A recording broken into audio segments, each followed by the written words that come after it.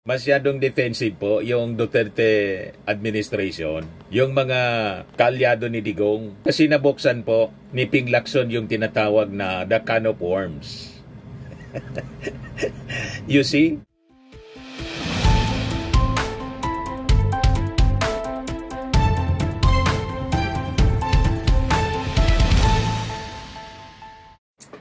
Hello po mga kababayan, si Dante Maravillas. Napakaraming mga mainit na balita ngayon po.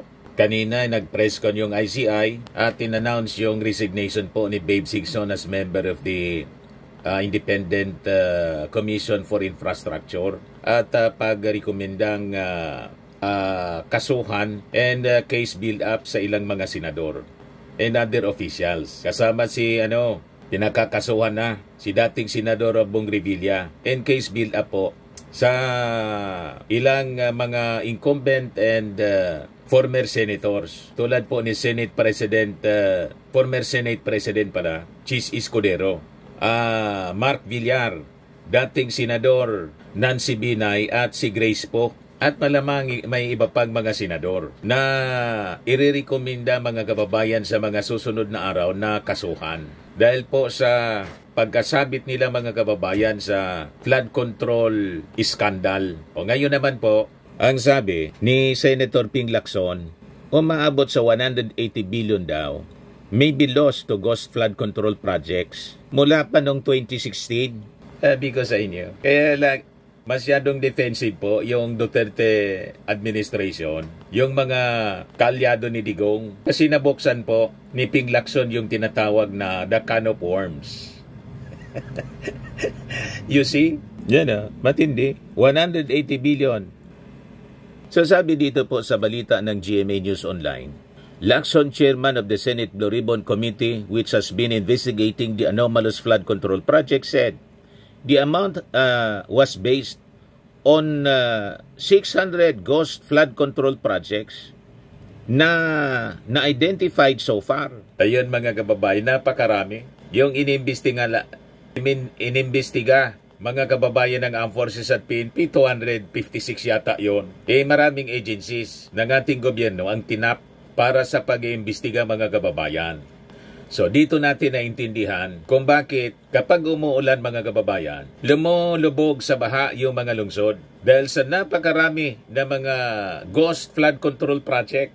May na-discovery na naman nga po si DPWH Secretary Vince Dizon po. Ito, uminit yung ulo ni Vince Dizon. Siargao Island po, inspection. Kasi pag ako uminit ang ulo dito, ito yung nangyari kay Kapakanan, ito yung nangyari sa inyo. Hindi ako yung tao dapat tinuloko nito. Kasi pag ako uminit ang ulo dito, ito yung nangyari kay Kapakanan, ito yung nangyari sa inyo. What is really the reason? What is the reason? Why walang ito? Kung hindi nyo kung doon yung gusto malaman mo sila. Bakit iba ka nagtatrabaho nito? Well, walang nagtatrabaho po doon sa project. Ghost flood control project na naman po.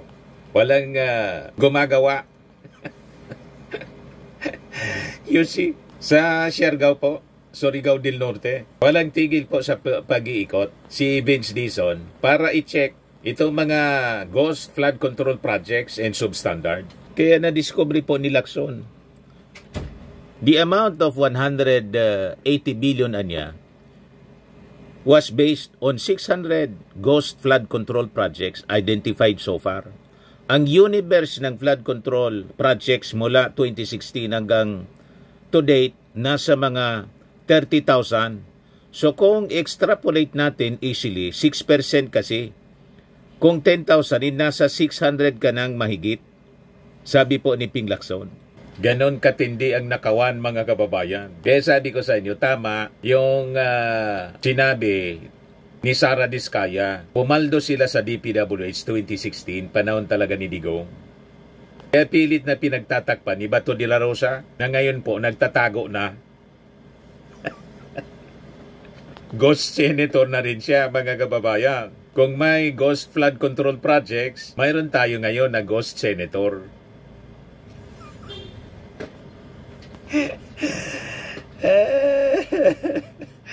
You see, sumusweldo, kumukubra ng sweldo from the taxes of the Filipino people, hindi man po mag-attend ng sesyon. Lagi nang absent, di na nagpapakita.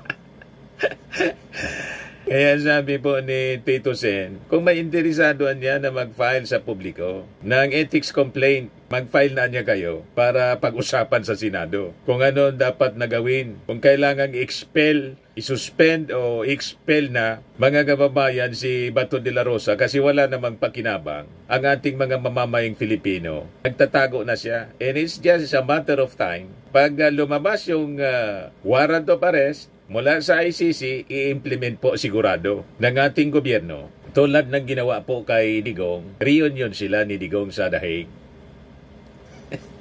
Permanente na. Mga kababayan, tama po? Kaya sabi ni Lacson, the 180 billion estimate niya only includes ghost projects and not yet the substandard ones. Matindi. Ghost flood control lang po. 180 billion yung estimate. Hindi pa kasama yung substandard, yung mga ampaw na malamang karamihan po nasira na, inanod na ng baha. Kung inanod na ng baha, ghost na rin, siyempre. Hindi na makita eh. He also admitted that the Senate Blue Ribbon Committee has so far only tackled minuscule portion of the flood control anomalies. Napakalit na parte lang niya. So sabi po ni Lacson, the committee is set to submit a partial report on the anomalous flood management project based on the information so far gathered during the previous hearings. The committee report is currently being crafted and may be sponsored in the Senate plenary after the conclusion of the ongoing debates on the proposed national budget for 2026 according to the committee chairman. So yon mga kababayan, ganun katindi ang pagsalaula sa pondo ng ating gobyerno. Hindi naman natin sinasabi na malinis yung present administration. Kasi yung nangyari po mga kababayan, nagsimula yung matinding korupsyon 2016, nagtuloy-tuloy siya until madiskubre ng ating Pangulong Bongbong Marcos kasi umaasa siya, ang daming pinagawa na rin ng present administration ng mga flood control projects. Ayon, hinahanap ng mga DDS, may ipinagmamalakian niya yung present administration na 5,500 plus na mga flood control projects. Bakit niya bumabaha pa sa Metro Manila? Sa kakahanap ng mga DDS, siyempre, nakalata yung ating Pangulong Bongbong Marcos. Naisip niya, o nga nagpa-imbestiga siya. Ayon, dahil mas marami yung previous administration na pinagawa, dapat sana yung pagbabaha mga kababayan sa mga lungsod tulad ng Metro Manila, nabawasan na kasi yung previous administration po, 13,000 yung pinagawang flood control. Doon na nag-inspeksyon yung ating Pangulo, nagtanong-tanong, nagpa-imbestiga. Comes now the zona, maya naman kayo. Yun pala ninanakaw ang bilyon-bilyon na pondo, mga kababayan. Kaya, nagpa-imbestiga talaga nito ang ating Pangulong Bongbong Marcos. Siya yung nanguna. Kasi unang-una, napapahiya siya. Napahiya dahil sa paghanap ng mga DDS. Yun, sumabog sa pagmumuka ng mga DDS yung paghanap nila sa flood control. Yan kasi. At ngayon po, maraming senador ang makukulong. Nirecommend na po yung pag-file ulit ng kaso laban kay Bong Revilla and case build-up kay Chis Escudero, kay Mark Villar, kay Nancy Binay, kay Grace po. Hindi ko maintindihan kung bakit wala doon. Di kasama si Joel Villanueva sa nabanggit. Siguro may kailangan pang tingnan before na mairekomenda mga kababayan ng ICI, mai-refer yung kaso sa Office of the Ombudsman. O ngayon, sabi ni Pulong Duterte, open daw siya sa ICI, open din daw siya sa investigasyon ng ICI into the Davao City flood control projects. Aber nga, tingnan natin kung talagang open siya. Baka lahat lang kwento. Tingnan natin kung pag na-invite na siya, pupunta talaga sa investigasyon mga kababayan ng ICI. Kasi si Sandro Marcos, si Martin Romualdez, open talaga yon. Si Sandro sumulat pa mismo, mga kababayan sa ICI, na anytime niya at your convenience. pupunta ako para makipagtulungan sa investigasyon dito sa mga alleged flood control scandal, lalo't itinuturo yung kanyang distrito.